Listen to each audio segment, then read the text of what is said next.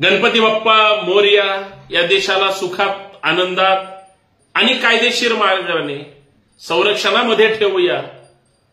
या देशाचं भलं झालं पाहिजे, प्रत्येक राज्याचं भलं झालं पाहिजे, त्या राज्यातले वाद मिटले पाहिजेत, महाराष्ट्रातले सुद्धा सत्ता संघर्षाचे वाद मिटले पाहिजेत, लवकर सगळे निकाल लागले पाहिजे. देशाचे प्रधानमंत्री मोदी साहेब हे सर्वोच्च न्यायालयाच्या सरन्यायाधीशांच्या घरी गेले, गणपतीची आरती झाली.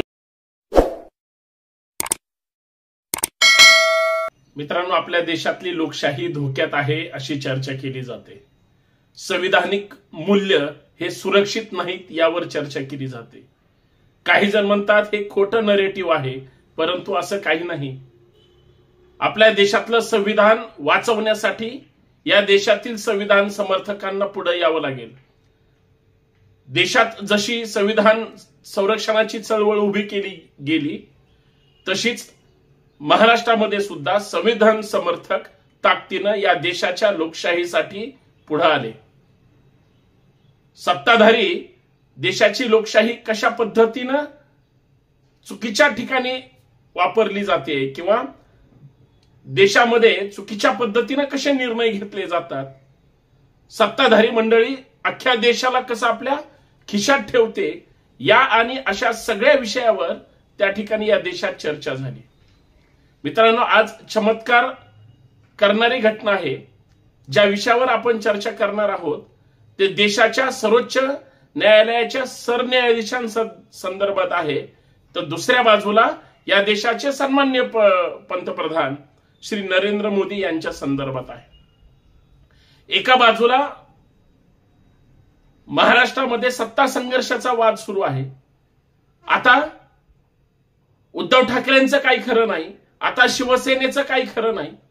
शिवसेना पक्ष त्यांना मिळेल की काही शक्यता या ठिकाणी वाटत नाही. शरद पवारांचं सुद्धा काही खरं नाही. शरद पवारांना सुद्धा त्यांची राष्ट्रवादी मिळते की काही खरं नाही. सुतराम शक्यता लांब पर्यंत तशी मिळेल असं वाटत नाही. तुम्ही म्हणाल असं का होतंय?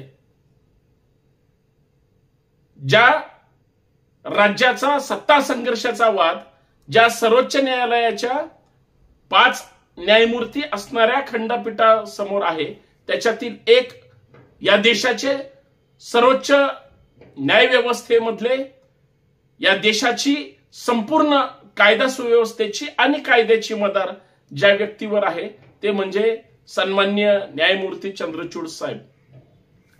त्या 5 खंडपीठामध्ये चंद्रचूड साहेब पण आहेत.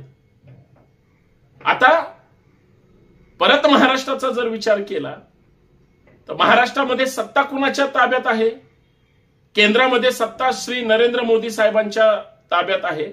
नरेंद्र मोदी आणि त्यांचे सहकारी यांच्या माध्यमातूनच महाराष्ट्रामध्ये जे महाविकास आघाडीची सत्ता होती, उद्धव ठाकरे तत्कालीन मुख्यमंत्री होते, त्यांचा 40 आमदार बाहेर पाडून पक्ष फोडण्यात आला आणि खंबीर साथ ज्या पक्षाने दिली, वेगळं सांगायची गरज नाही, भाजपची लोक होती. वारंवार वेगळ्या कार्यक्रमामध्ये सुद्धा ते त्या पद्धतीचं स्टेटमेंट करतात.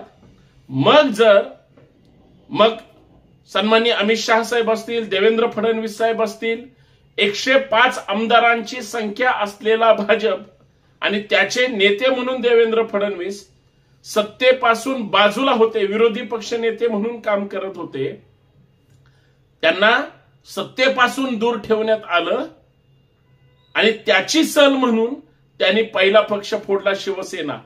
शिवसेनेचा जो काही राजकीय वाद आहे, पक्ष फोडला गेला, चिन्ह चोरलं गेलं, उद्धव ठाकरेंना पूर्णतः डिस्टर्ब करून टाकलं, फक्त मातोश्रीवर ताबा मारायचं राहिलं होतं. तो संपूर्ण वाद माननीय उच्च न्यायालयामध्ये मुंबईमध्ये सुरू झाला. माननीय उच्च न्यायालयाचा मग सर्वोच्च न्यायालयापर्यंत गेला. वेगवेगळे टप्पे, कांगोरे, आमदार कशा पद्धतीने गेले, आमदार त्या ठिकाणी बाद झाले पाहिजे, पक्षविरोधी कारवाई केली, मग प्रतोद वेगळा होता, मग आमदारांनी जे काही कृत्य केलंय ते या संविधानाच्या विरोधात आहे, लोकशाहीच्या विरोधात आहे, अशा प्रचंड गप्पा मारल्या गेल्या.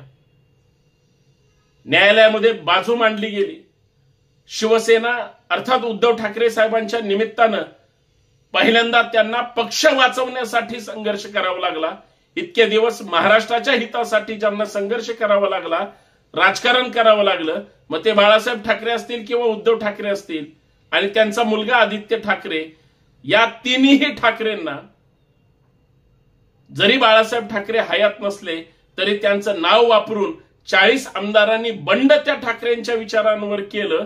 अशा पद्धतीच्या वल्गना करण्यात आल्या, चर्चा झाल्या, परंतु मुळात ते सगळं सफल झालेलं नाही। वेळ जाती न जाते तोपर्यंत राष्ट्रवादी काँग्रेसमध्ये त्याच पद्धतीचं राजकारण झालं। तोपर्यंत 40 आमदारांनी देवेंद्र फडणवीस साहेबांसोबत सत्ता स्थापन केली, सन्माननीय एकनाथ शिंदे साहेबांना मुख्यमंत्री बसवलं। हा संपूर्ण वाद सर्वोच्च न्यायालयामध्ये आहे। राष्ट्रवादी काँग्रेस फोडली गेली, राष्ट्रवादी काँग्रेसचं नाव शरद पवारांपासून चोरलं गेलं, चिन्ह चोरलं गेलं, तोही सत्ता संघर्ष सुरू होता। कॉपी पेस्ट पक्ष फोडीचा कार्यक्रम झाला, त्याच्यामध्ये माननीय शरद पवार साहेब सुद्धा एकाकी पाडले गेले। बरेच आमदार, त्यांचे खासदार हे अजित पवारांनी देवेंद्र फडणवीसांसोबत त्या ठिकाणी सत्तेत सहभागी झाले।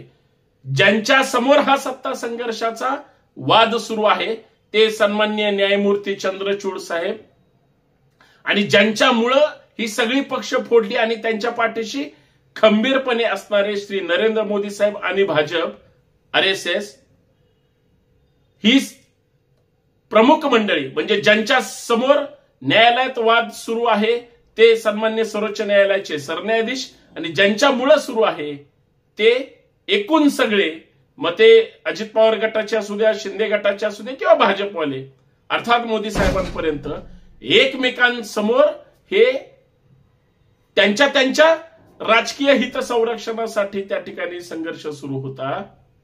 तेच सर्वोच्च न्यायालयाच्या सरन्यायाधीश चंद्रचूड साहेबांच्या घरी देशाचे प्रधानमंत्री ज्यावेळेस गणपतीच्या आरतीला जातात किंवा आरती करतात, त्यांचं स्वागत होतं सरन्यायाधीशांच्या घरी। याचा अर्थ अशी चर्चा आहे की दिवाणी न्यायालयाचा, तालुक्या न्यायालयाचा न्यायाधीश असो की सर्वोच्च न्यायालयाचा न्यायाधीश असो, सरन्यायाधीश असो, त्यांना पब्लिक मध्ये जाण्याचा किंवा तो सगळा प्रोटोकॉल पाळण्याचा, लोकांमध्ये सहभागी होण्याचा एक प्रोटोकॉल आहे। असं असताना देशाचे प्रधानमंत्री ज्यावेळेस सरन्यायाधीशांना भेटतात, त्या म्हणजे या सगळ्या प्रकरणातून तुम्ही कुठल्या लोकशाहीची अपेक्षा करणार? संविधान राहील? जे पक्षीय नीतिमूल्य आज पायदळी तोडून आमदार फुटले गेले, आमदार फोडले गेले, खासदार फोडले गेले, खासदार पळवले गेले, सत्तांतर झाली आणि सत्तेमध्ये बसले, तो वाद ज्या व्यक्ती समोर आहे, फक्त मोदी साहेब ज्यावेळेस सर्वोच्च न्यायालयात हे प्रकरण आता सुरू आहे आणि शेवटची हिअरिंग असेल, नुसतं गणपती बाप्पा मोरया जर म्हटले तर मग काय होईल? ते म्हणतील आरतीची आठवण आली, काही हरकत नाही, तुमच्या हितासारखं होईल। कदाचित याचा राजकीय कांगोरा मी काढणार नाही, काढण्या इतपत चर्चा करायची पण काही गरज नाही, पण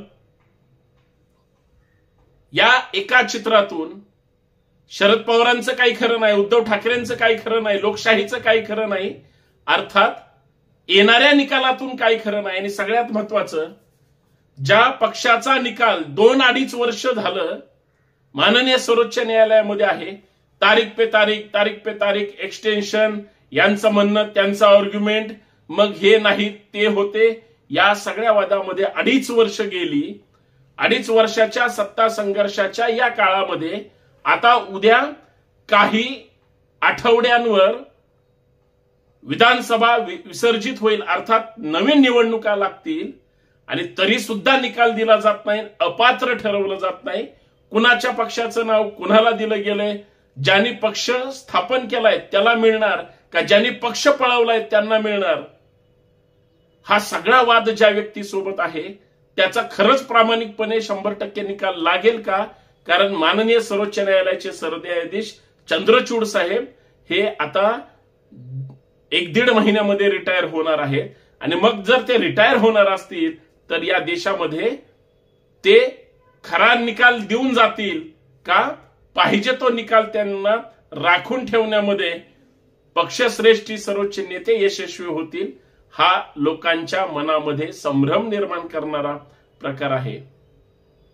आणि खरं तर सण उत्सवाचे दिवस आहेत, गणपती बाप्पा मोरया म्हणून सगळे एकत्र येत आहेत, चांगली गोष्ट आहे, आनंदाची गोष्ट आहे.